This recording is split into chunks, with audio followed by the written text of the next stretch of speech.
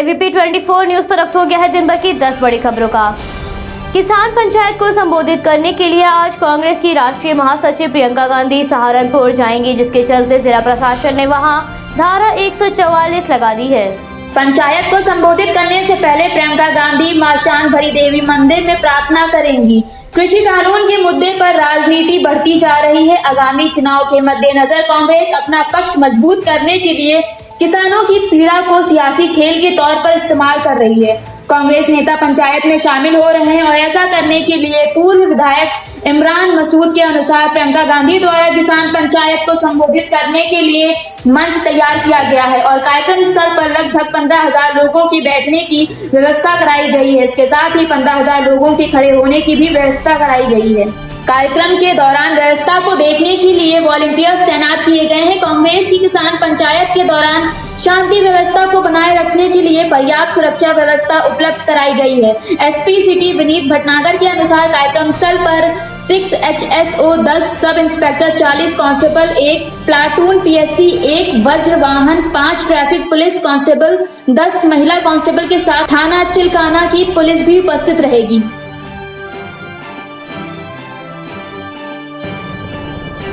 दिल्ली हिंसा का एक और आरोपी इकबाल सिंह को पंजाब के होशियारपुर से गिरफ्तार कर लिया गया है।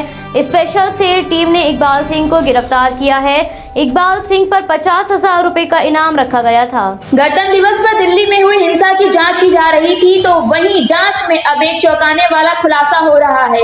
लाल किले पर हुई हिंसा के आरोपी किसान नेता सुखदेव सिंह को गिरफ्तार किया गया था, जिसके बाद सुखदेव सिंह ने कई चौंकाने वाले खुलासे किए थे। सुखदेव सिंह ने गिरफ्तारी के बाद कहा, लाल किले पर हुई हिंसक घटना पर भीड़ को लीड उसी ने किया था, तो वहीं भीड़ को तोड़फोड़ करने व झंडा फहराने के लिए भी सुखदेव सिंह द्वारा ही उकसाया गया था।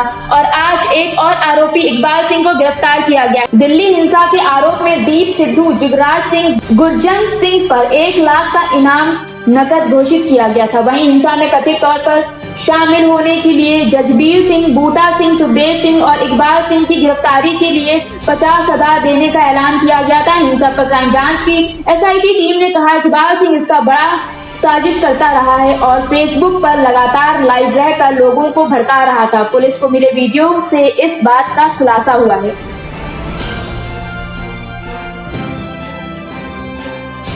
उत्तर प्रदेश में जबरन धर्म परिवर्तन को रोकने के लिए यूपी विधि विरुद्ध धर्म परिवर्तन प्रतिषेध विधेयक 2021 के मसौदे पर कैबिनेट ने बड़ा फैसला लेते हुए इस मसौदे को मंजूरी दे दी है। इस विधेयक के अनुसार अगर कोई व्यक्ति लालच देकर, दबाव बनाकर या जबरदस्ती किसी का धर्म परिवर्तन करता है तो उसके खिलाफ FIR दर्ज कराई जाएगी। पीड़िता के माता पिता, भाई बहन या कोई भी रक्त या विवाह संबंधित और गोद लिया हुआ व्यक्ति कर सकता है। इस विधेयक में अलग अलग श्रेणियों में 1 वर्ष से लेकर 10 वर्ष तक की सजा और 15,000 से 50,000 तक के जुर्माने का प्रावधान किया गया है। यूपी सरकार ने जबरन धर्म परिवर्तन के विरुद्ध सख्त कदम उठाते हुए न्याय के लिए कोर्ट को अधिकार दिया गया है कि वह पीड़ित को क्षतिपूर्ति के तहत 5 लाख तक का हर्जाना देने का आदेश भी दे सकते हैं और इसके साथ ही अपराध दोहराने पर सजा और कड़ी हो सकती है। यदि कोई व्यक्ति अपनी इच्छा से धर्म परिवर्तन करता है तो उसे 60 दिन पहले DM या उनके द्वारा अधिकृत किए गए ADM के यहाँ आवेदन करना होगा। यह कानून जबरन धर्म परिवर्तन मामलों को देखते हुए लागू किया गया है और यदि कोई व्यक्ति या संस्था धर्म परिवर्तन का आयोजन करवा रहे हैं तो उन्हें 1 महीने पहले DM या SDM को इसकी जानकारी देनी होगी।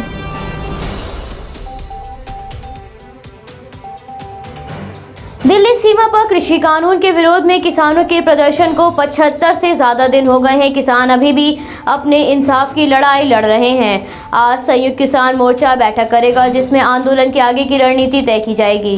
इस बैठक में किसान मोर्चा के सभी संगठनों के नेता शामिल होंगे। सरकार से बातचीत का रास्ता खोलने के लिए आज की बैठक में आंदोलन को तेज करने की रणनीति बनाई जा सकती है। किसानों के जटिल रवैये को देखते हुए सरकार ने भी अपना रुख कड़ा कर लिया है और सरकार भी अब लंबी लड़ाई के लिए तैयार है। किसानों द्वारा आज की बैठक पर जो रणनीति तैयार होगी, आंदोलन का आधार उसी पर होगा। इसीलिए आज की बैठक काफी अहम मानी जा रही है। सरकार के साथ किसानों की 11 दौर की वार्ता हो चुकी है, लेकिन इसके बाद भी समस्या का कोई समाधान निकलता हुआ नजर नहीं आ रहा है। दोनों ही पक्ष की तरफ से 18 दिन से ज्यादा बातचीत का रास्ता बंद है। किसानों द्वारा 6 जनवरी को चक्का जाम किया गया था, जिसके बाद किसानों को उम्मीद थी कि सरकार की ओर से अगले दौर की वार्ता का प्रस्ताव आएगा, लेकिन किसानों की यह रणनीति विफल होती हुई दिखी। संयुक्त मोर्चा के डॉक्टर दर्शन पाल के अनुसार काफी समय से दोनों पक्षों के बीच में कोई बैठक नहीं हुई है और इसीलिए अब किसानों ने आंदोलन के आगे की रणनीति तय करने के लिए यह बैठक बुलाई है। इस बैठक में आंदोलन के अगले चरण की चर्चा की जाएगी,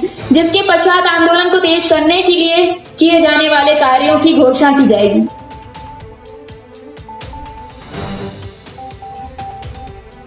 भाजपा के राष्ट्रीय अध्यक्ष जेपी नड्डा एक बार फिर से पश्चिम बंगाल के दौरे पर गए हुए हैं। अपने दौरे पर जेपी नड्डा ने 2 और परिवर्तन यात्रा को हरी झंडी दिखाकर रवाना किया। पश्चिम बंगाल में आगामी चुनाव के मद्देनजर सियासी गलियारों में माहौल काफी गर्म हो गया है। जहां एक और राज्य सरकार अपनी सत्ता बचाने में लगी हुई है, वहीं भाजपा राज्य में अपनी सत्ता जमाने के लगातार प्रयास कर रही है। जेपी नड्डा ने खड़गपुर के हरियात्रा ग्राम पंचायत में 4 चक्र कार्यक्रम में हिस्सा लिया। इस दौरान जेपी नड्डा ने पार्टी कार्यकर्ता एवं स्थानीय लोगों के साथ चर्चा की। इस चर्चा के दौरान भाजपा के प्रदेश अध्यक्ष दिलीप घोष भी उपस्थित रहे। जेपी नड्डा ने लोगों को संबोधित करते हुए ममता सरकार पर जमकर हमला बोला। जेपी नड्डा ने कहा, बंगाल की जनता बदलाव के लिए तैयार है और भाजपा को सत्ता सौंपने का इस बार जनता ने मन बना लिया है। पश्चिम बंगाल में अन्याय के दिन खत्म हो गए हैं। अन्याय ज्यादा दिन नहीं चल सकेगा और चुनाव के बाद ममता बनर्जी को जाना होगा। जो माटी मनुष्य के नाम पर जीत कर आते हैं, वो लोग तानाशाही, तोलाबाजी और तुष्टीकरण करते हैं। गरीब किसान भाई चीन के विकास के बारे में सोचना चाहिए था। जो माटी मनुष्य के नाम पर जीत कर आते हैं, वह लोग तानाशाही, तोलाबाजी और तुष्टीकरण करते हैं। गरीब किसान भाई के विकास के बारे में सोचना चाहिए था। उनके लिए ममता बनर्जी की सरकार ने कुछ नहीं किया और सिर्फ उन लोगों के साथ अन्याय किया है। अब यह ज्यादा दिन नहीं चल सकेगा। आगामी चुनाव में ममता बनर्जी को अब जाना होगा। आगे जेपी नड्डा ने कहा, 10 वर्षों के शासन में टीएमसी ने राज्य को बर्बादी की कगार पर लाकर खड़ा कर दिया है। यहाँ की संस्कृति नष्ट कर दी है और अब राज्य में सिर्फ भ्रष्टाचार, तानाशाही और परिवारवाद बचा है।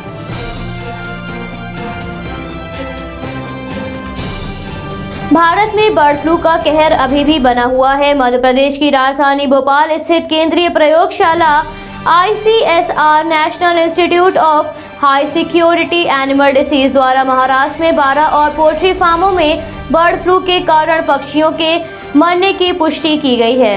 महाराष्ट्र के नंदुरबार में 12 और पोल्ट्री फार्म में बर्ड फ्लू के कारण पक्षियों ने अपनी जान गंवाई है, तो वहीं इससे प्रभावित पोल्ट्री फार्म की संख्या 12 से बढ़कर 16 हो गई है, जिसके बाद प्रशासन ने इसको गंभीरता से लेना शुरू कर दिया है और इसके विरुद्ध उठाए जाने वाले कदमों को तेज कर दिया है। प्रशासन ने नवापुर में मंगलवार को 1 लाख से ज्यादा मुर्गियों को मारे जाने के लिए आदेश दिए हैं। इन मुर्गियों को मारने के लिए अलग कर लिया गया है। राज्य में 1291 पक्षियों की मौत बर्ड फ्लू के कारण हुई है, जिसमें 1267 पोल्ट्री पक्षी हैं। इसके साथ ही बर्ड फ्लू के कारण मरने वाले पक्षियों की संख्या बढ़कर 41,504 हो गई है। नवापुर तहसील के 28 पोल्ट्री फार्म में कुल 9.50 लाख मुर्गियां हैं, जिसके बाद बर्ड फ्लू के कारण पोल्ट्री फार्म्स को भारी नुकसान का सामना करना पड़ रहा है। पशुपालन विभाग की 100 टीमें नंदुरबार में पहुंच गई हैं। इससे पहले 2006 में भी नवापुर में बर्ड फ्लू काफी फैल गया था। 2006 की तुलना में इस वर्ष बर्ड फ्लू का असर कम देखा गया है। बर्ड फ्लू के चलते नवापुर में ग्रामीणों को देसी मुर्गी, कबूतर,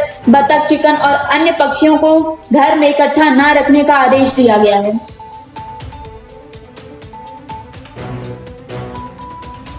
सुरक्षा बलों को एक बड़ी कामयाबी हासिल हुई है। उत्तरी कश्मीर में बारामूला जिले में उड़ी सेक्टर में सुरक्षा बलों ने घुसपैठियों को मार गिराया है। पाकिस्तान आए दिन ओछी हरकतें करता रहता है। पाकिस्तान की तरफ से भारतीय सीमा में घुसपैठ करने की फिराक में कुछ घुसपैठिए आ रहे थे। इसकी भनक लगते ही सेना ने मोर्चा संभाला और घुसपैठियों को मार गिराया। 8 RR के फॉरवर्ड पोस्ट के पास POK की ओर यह घुसपैठिया मारा गया। इससे पहले सोमवार को जम्मू संभाग के सांबा में BSF के जवानों ने एक और पाकिस्तान घुसपैठियों को मारा था। बीएसएफ के जवानों ने जम्मू के सेक्टर सांबा के बीओपी चक्र फकीरा क्षेत्र में बीपी नंबर 64 की घुसपैठियों को देखा गया था, जिसके बाद कई बार चेतावनी देने के बाद भी घुसपैठिया संदिग्ध बस्तियों में भारतीय सीमा के पास घूमता रहा। घुसपैठिये की इस हरकत के बाद बीएसएफ ने कार्रवाई शुरू की और उसे मार गिराया। घुसपैठिये का शव बरामद कर लिया गया है। हाल ही में जनवरी के महीने में सीमा सुरक्षा बल ने हीरानगर के पास पानसर में एक सुरंग का पता लगाया था, जिसकी लंबाई 150 मीटर थी। पाकिस्तानी खुफिया विभाग ने आतंकियों को भारतीय सीमा में प्रवेश कराने के लिए इसका निर्माण कराया था।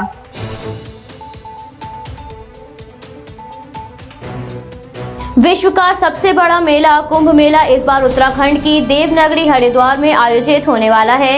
माघ पूर्णिमा पर 27 फरवरी को कुंभ मेले की शुरुआत होगी और ये 27 अप्रैल तक चलेगा।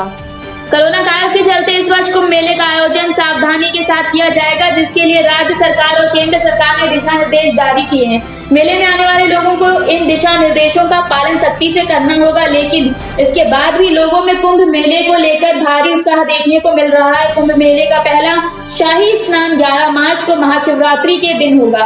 कुंभ मेले में लोग आस्था की पवित्र डुबकी लगाएंगे। दुनिया के सबसे अनोखे मेले में दुनिया भर से लोग पवित्र नदियों में स्नान करने के लिए आएंगे। कुंभ का शाब्दिक अर्थ कलश होता है, जिसका तात्पर्य है अमृत कलश। पौराणिक मान्यताओं के अनुसार समुद्र मंथन के समय जब अमृत कलश निकला था, तब उसे पाने के लिए देवताओं और असुरों में 12 दिन तक युद्ध छिड़ गया था, जिसमें कलश की छीना झपटी में अमृत की कुछ पवित्र बूंदें पृथ्वी पर 4 स्थानों पर गिरी थी। उसमें प्रयागराज, नासिक, उज्जैन और हरिद्वार शामिल थे। पौराणिक कथाओं के अनुसार शंकराचार्य ने कुंभ मेले की शुरुआत की थी ताकि मनुष्य को भी अमृत तत्व का लाभ मिल सके, जिस वजह से इन शहरों की पवित्र नदियों के किनारे कुंभ मेले का आयोजन होता है और इसमें स्नान करने के लिए श्रद्धालु दूर दूर से आते हैं और इन पवित्र नदियों में स्नान कर स्वयं को धन्य मानते हैं। पहला शाही स्नान 11 मार्च को शिवरात्रि के दिन होगा। दूसरा स्नान 12 अप्रैल को सोमवती अमावस्या के दिन होगा। तीसरा स्नान 14 अप्रैल में संक्रांति के दिन और चौथा और आखिरी स्नान 27 अप्रैल बैसाख पूर्णिमा के दिन आयोजित किया जाएगा।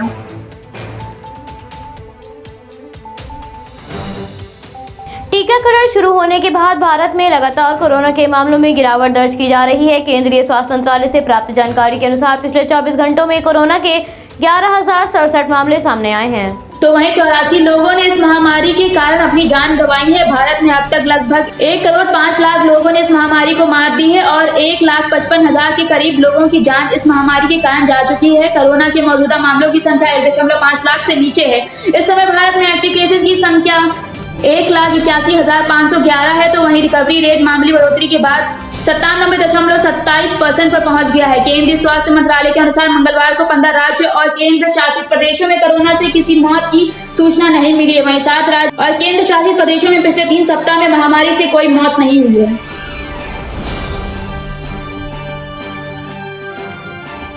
म्यांमार में सेना द्वारा तख्तापलट के खिलाफ नागरिकों में गुस्सा खत्म होने का नाम नहीं ले रहा है। सैन्य सरकार द्वारा आंदोलन को खत्म करने के लिए कर्फ्यू लगाने के बाद भी हजारों लोग सड़कों पर उतरकर तख्तापलट के विरोध में प्रदर्शन कर रहे हैं।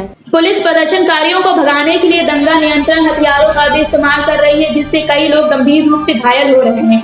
उन्हें हवा में फायरिंग करने के साथ साथ रबड़ की गोलियों का भी इस्तेमाल कर रही है, जिससे अब तक कई प्रदर्शनकारी घायल हो चुके हैं और 100 से अधिक प्रदर्शनकारियों को पुलिस द्वारा गिरफ्तार किया जा चुका है।